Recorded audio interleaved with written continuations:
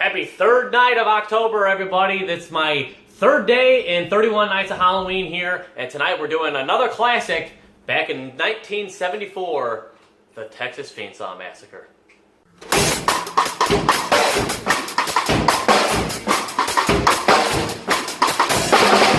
The Texas Chainsaw Massacre, the original, back in 1974, was directed by Tobe Hooper, and it's a classic horror film starring the iconic villain of Leatherface. This is a movie that's all about these small little group of teens are going on a road trip of sorts, and they come across this hitchhiker and a weird gas attendant, and then eventually Leatherface, and they all come together, and they're this horrifying family of cannibals that are just freaky. This movie is something that has been scaring people for decades now, and every time you go to a haunted house or something, it almost always ends with Leatherface running out of the haunted house with a chainsaw scaring you, chasing you, and it's after seeing this movie, I know why, because this movie is actually really terrifying even still today. The movie really holds up, and besides a little bit of hokey dialogue and some over-the-top performances, the movie feels modern day. The movie has some really good style to it, some really cool images, and the movie is well acted for the most part, really, besides like a little bit of the 70s old feel of things. The movie really feels modern day. It feels scary, it feels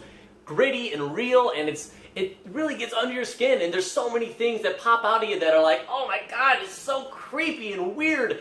The movie really works, and I'm pleasantly surprised by that because I've never seen any of these movies. Even the modern day ones, I just hear that they're no good, so I just haven't seen any of these movies, and I am happy that I saw this and that it stood up because I didn't know really what to expect. And really, this movie is a very simple thing. It's not much of a story, it's just these group of kids and they come across this horrible family and then see what happens. Do any of them survive? I didn't know. The movie is interesting because it's based off of a true life story, so I didn't know any of this history. I just knew that there was this awful villain, Leatherface, that killed people, and I didn't know what was going to happen. And the movie is really short and concise, and it draws you to the end. By the end of the movie, you are on the edge of your seat waiting to see what's going to happen, and the last frame of this movie is terrifying. It really stays in your mind, and I think this movie definitely holds up. If you haven't seen this movie, I definitely suggest seeing it. Even if you're younger and you've never seen these things, this thing definitely holds up, and I'm happy for that. And at this point, I'm really getting hyped with all these scary movies. I'm really starting to get into Halloween here, so I'm excited to keep going forward with my 31 nights here. This was a great one.